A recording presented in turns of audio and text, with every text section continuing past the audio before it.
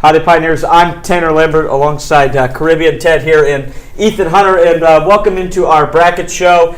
We're going to have a little bit of a bracket breakdown for you here. We're a little rushed today, but we're going to do the best we can. E, are you excited? I'm very excited. You know, it's March. You know what that means. March Madness. The whole thing is happening in March this year. You know, we're going to hit it in Indy. Everybody will be there. Doesn't matter what division you're in. You'll be in just a few hours away from us here in Ohio. Can't score a ticket, though, because they're like $400. Yeah, they're pretty expensive. I love basketball. Happy to be here. Ben loves basketball. All right, so if we're going to change over here to our TV that you can see, we have our bracket breakdown show. And if we go to the next slide here, you're going to see the West Division. Now, the West, I don't know, there's not too much to say about that. I think Ohio, that's going to be a surprise for some because Virginia has COVID issues all season. They're not looking too hot going into this. They haven't played in a little while. They had to leave the ACC tournament. Not too much. Grand Canyon, Ben and I both thought that was an online university, but here they are, 15th seed facing Iowa. I think that'll be a pretty obvious turnout there. If we go to the next slide, next division, we are hitting up the South. Once again, this is where Ohio State hometown heroes are coming in at the 2 seed. Some teams to watch here, Colgate and Winthrop, some secret teams, and you'll see in there where we put that in our brackets, and then you got Baylor at number 1. In the next slide here, we got the East, where Michigan comes in, Alabama, the offensive phenom that they're having this season, UConn sneaking in. You got Texas, and then this Michigan State-UCLA game. I think you're going to see Michigan State roll over, but I'll show you that in my picks as well. And finally, we've got the Midwest, you know, where we reside, but it doesn't matter this year. You got Illinois, you've got Houston, Oklahoma State in there with, of course, Cade Cunningham. And I think a couple, Loyola Chicago, you got the Cinderella team from a few years ago. You're going to see what happens in this one. So we're going to go into our picks now. And who's got this one? That's me. That's Tanner, so we're going to hit Tanner up first. All righty. So, you mentioned here up in the West, Ohio is, they look pretty strong. So, I pick Ohio to lose, though, to Virginia because, you said Virginia's had those COVID issues. They got to put all that behind them. They got to play well. They got to come out against this surprise Ohio team for this year and hopefully win that game for the ACC. Virginia, national champion, the last one that we've had a couple years ago. But, the last tournament they were in, they lost to UMBC. They were 1 overall seed and got upset in the first round. They don't want to see that happen again. So I have them beating Ohio, going all the way until the Sweet 16 until they lose to the number 1 overall seed in the tournament, Gonzaga. Iowa is going to make it as well to the Elite 8 there. Luka Garza is one of the best players in the country, and he's looked really strong all year. I don't think they'll have any problem with Grand Canyon or Oregon. VCU is a sneaky team. They could upset Oregon there. Down here in the East, Michigan is going to win it, no problem. You were talking about Alabama and the offensive phenom they are. They are really good at offense, but if their offense isn't hot, they've got no defense they can play, and that's going to cost them in the end, I think. I think they'll get by Iona, coached by Rick Pitino, who's on a little bit of a hot streak here, winning their conference tournament to get the automatic bid. You mentioned MSU, UCLA. Michigan State looks good, but I don't think they can even beat BYU. I do have them beating UCLA, though. In the South, you've got Baylor, who's a really strong team. They've got a lot of size on them. In the Big 12, they beat West Virginia earlier this year. It was a really close game, went into overtime. Baylor has had some COVID issues. They didn't play almost all of February. They've only played a couple games back since then. Didn't play too well in the Big 12 tournament, but they are still a really good team, very veteran, senior-led team there. Ohio State, they looked real good in that Big Ten tournament. Fell just short yesterday to Illinois, who I have winning the whole thing behind Kofi Coburn and the great play there in the Big Ten Player of the Year. West Virginia, though, down here in the Midwest, is going to make it to the Elite Eight. Those are my boys, but they've looked real strong all year. They lost by 2 to Gonzaga in December, so they can play with just about anybody. Again, just fell short to Baylor in overtime. They beat Oklahoma State once, dropped the last 2 to them, but when they play them again in the Sweet 16 for what feels like the 5th time in 6 days, they should be able to beat them there. They lost in overtime in the Big 12 tournament in round 1 to Oklahoma State. West Virginia did. But I think that Jared Culver can help lead the Mountaineers, and they'll get a big upset win there and hopefully get to the Elite Eight. That's just me personally. But I do have Illinois beating Michigan in the national championship. 2 Big Ten schools. Big Ten has got like 10 teams in the entire tournament. I think it's close to 10. And they're easily the best conference this year in the entire country. And they've been playing March basketball all year, it seems. And I think that Illinois behind Kofi Cockburn is just going to win the whole thing. Ben, I think you're next. I'm next. Yeah, you are. All right, I will make this pretty quick. Everybody, whoops, got to do a spin around here. I'll make this pretty quick. We got my picks for this one. I got Illinois going to the championship. I'm going to work out from the inside and give you just a couple of my key upsets because I like a lot of upsets. I usually think that one of every lower seed always ends up coming out on top. So I got a couple key upsets. I like Winthrop right here beating Villanova. Winthrop, hot team. They love the three-pointer. So do I. I shoot them all the time. Never make them, but they do. So they're going to win that game. I like Colgate against Arkansas. If I had to pick a 14 to beat a 3, I'd say Colgate would beat Arkansas, but Arkansas is a good team. So in my bracket, I had Arkansas going all the way to the Sweet 16. In the 12 seeds, you got to like Georgetown. I can't even remember. Ethan, who's the coach of Georgetown nowadays? Patrick Ewing. Patrick Ewing. Okay, when it's Patrick Ewing does not miss in the NCAA tournament. That's a Sweet 16 team right there. We got a couple solid teams around the board coming in, like Kansas. Kansas is a program that is well known. They have gotten a couple championships under their belt. Even though they kind of had an off year toward the beginning, they are going to end up being an Elite 8 team. All the 1 seeds for me are going to make it to the Elite 8. Michigan, Illinois, Baylor, Gonzaga. And because they're on fire, they got great big men, and I feel like that's something that can really make a difference. However, I think Kansas will beat Gonzaga. They played each other once. I think it was the first game of the season. And Kansas was the only team that even held close to Gonzaga. But one thing you got to know is it is tough to beat a team twice. So Kansas makes it to the Final Four, being the only non-1 seed in my Final Four.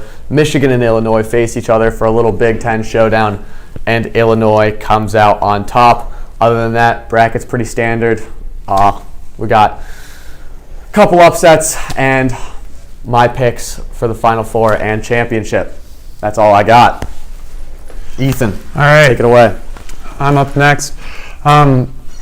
So we're going to hit early off. We're going to start up here in the West. I think that Gonzaga is a pretty obvious choice to go pretty far. There are some teams, in my opinion, that it's just impossible to beat. Some teams that are 1 seeds, like Michigan, I could see them going down at some point. I don't have them going down at some point, but I could see it happening. But Gonzaga, it's like swimming upstream if you're a salmon, you know. It's so hard to get up against them, and you've got to do it fast, or else I don't know if they'll have an answer for Luka Garza, but I don't think he's enough to go against that those guards, that defense, the shooting that they have. I mean, they're just a complete team. I got Creighton, but I got Ohio going up against those Virginia, the COVID issues that they've had. I don't think that they're going to be able to bounce back fast enough. You know, they had to leave the ACC tournament. I don't know if that's going to go very well for them. And then I have them beating Creighton. They have that great player. I know he's number 0. And they were talking about him in their game in the MAC championship, and he was just talking about his grind to get here, and I don't think that he's going to give up too easily, and I don't think the rest of that Bobcat team will either. Down here, I've got Iowa beating Kansas. Once again, I just don't think there's an answer for Luka Garza on that team, and we'll see what happens. Down here, Michigan making it to the Final Four also. Like I said, I don't really like Michigan too much as a team. You know, we saw them obviously go down to Ohio State. We saw them, you know, they've dropped a few games. They're the only 1 seed, I think, and Illinois, that have dropped a few games pretty early. LSU had a good game against Alabama, but I don't think that's enough either. Georgetown, as we said, Patrick Ewing got He got told that they didn't know who he was. He got stopped by security in his own Madison Square Garden, where he was on there for the Knicks for so long. So that team will be coming out with some fire, and I think they're going to beat Florida State. I didn't like how Florida State looked in that that ACC championship there.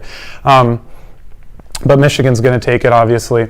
I like MSU. I like Michigan State beating UCLA in the first, and then BYU. UCLA's only played like 15 games or something like that in the Warriors practice facility. So I like Michigan State coming out there. You got to have a few upsets in there, but then Texas is going to take it. Alabama's going to take over them, and but Michigan, Alabama has no defense, and when you can get Michigan to score like they do, I don't think that Alabama has any sort of answer for that defensively.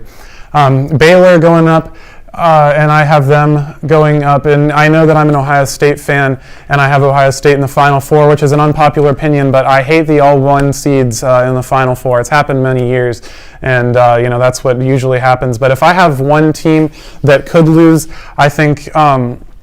I feel like if some things were switched around, like Illinois or Michigan could lose, but the East is just so easy, in my opinion. Alabama will be the only tough test that Michigan will face offensively, but they have no defense. But I think that the one team that could beat Baylor is Ohio State. Baylor going all the way. Winthrop, as we were saying, that 3-ball, Purdue's going to beat them, though. And Ohio State coming into the Final Four. Now, like I said, I don't know if that will happen, but that's the one part of the bracket that I could see something going on that we haven't seen very often. Illinois in the Midwest making an easy trip to the Final Four as well. Oklahoma, I can't see Oklahoma State doing anything there. They have Cade Cunningham, as we said, but I don't think that they can beat. Illinois is just a stacked team. West Virginia, Tanner's Mountaineers going down to Houston, and then Illinois making it to the Final Four. As I said, I don't know if anybody has an answer for that Illinois team. They're just such a complete team here. I got Gonzaga beating Michigan. As I said, I don't really like Michigan that much as a team. Ohio State, I know that they, we've seen them do some crazy things and then choke in the end, so I don't even know what to think about them anymore. But I think that Illinois will come through, and Illinois is the one team that I could see winning this. I have it 72-69 there off of a final second three from Ayo Dosunmu. He was just, the masked man, Batman with the nose mask. Anytime that you put on that, anytime that you break your nose, you get that mask on, it's going to be a scary fight. I don't even know. I'm kind of thinking about guys here just breaking my nose so that I can get one of those masks, because that's just awesome. And I think that's the real factor for Illinois. Obviously, Kofi Cockburn will be a hard take. But you're talking about Michigan. I think that LSU is going to be a big test for them, and I could see that being a big bracket buster for people. LSU only lost by 2 in that SEC title game to Alabama, and they're an 8 seed. Mm-hmm. I don't know how they weren't in the top 25 very much this year, but they came out and they played hard against Alabama. And like we said, Alabama struggled a little bit offensively in that SEC title game, and that could be the end of them, which is why, whoever has to play them in the East, Texas is a really strong team. They've got a lot of size there. And, Big 12 basketball is pretty strong this year. It's not like football where their defense is terrible. Big 12 teams play a lot of good defense on the basketball side of it. And Alabama could struggle there, and they could get just run out of the building at any point. But LSU, I think, could upset Michigan there in the round of 32, and I don't think that'd be a big surprise. It'd just be a big upset that bust a lot of brackets. Syracuse is a really hot team right now, too, in the Midwest bracket. They rolled through the ACC tournament, and that's really what got them in. A lot of people thought Duke might be able to get there. They had the COVID issue, which I think was a little bit of a ploy there by Coach K, because he knew his team wasn't going to make the bracket anyway. And for the first time since 1992, I think Duke isn't in the Kentucky's out of there too, which is really just nice to see some fresh new teams in there. Wichita State is in a play-in game, a year where they fired their coach right at the beginning. We're off to a bad start, played all the way back, and now they've got a play-in game to possibly get in. Wichita State's made some runs to the Sweet 16, Elite 8 in our lifetime, and the Shockers, they like to shock some people. Ben, any other thoughts? Nah, nothing from me. I'd say I did pick Syracuse. I'd say watch out for Cade Cunningham, even though he's like a one-man show in Oklahoma State, he could be taking them to the Sweet 16 and probably the toughest test that Illinois will face. Yeah, I think that will be a pretty hard showing for them. But the complete team of Illinois, I mean, there's just no real weak spots there.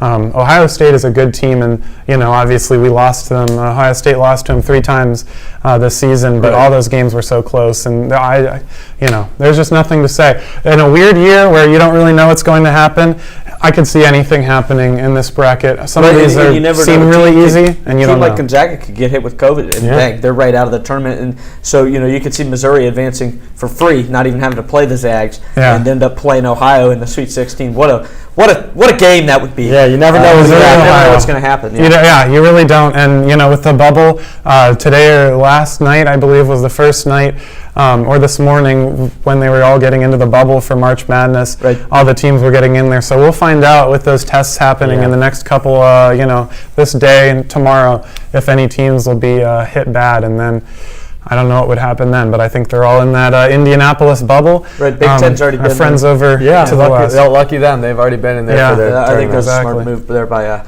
the great Commissioner Kevin Warren. All right. Well, that is, good luck to all those teams. I know that you're out there watching Zags and Illinois. Io DeSumo, send me a signed nose mask because that's pretty awesome. Yeah. So we'll have a national news show on Wednesday this week, and we'll be back with Orange Sports on Friday, and we'll have another March Madness update for you next Monday. We're back full-time at school. A lot more content coming at you. That's right. A lot to be excited from the Juice and for March Madness. Have a good day, everyone.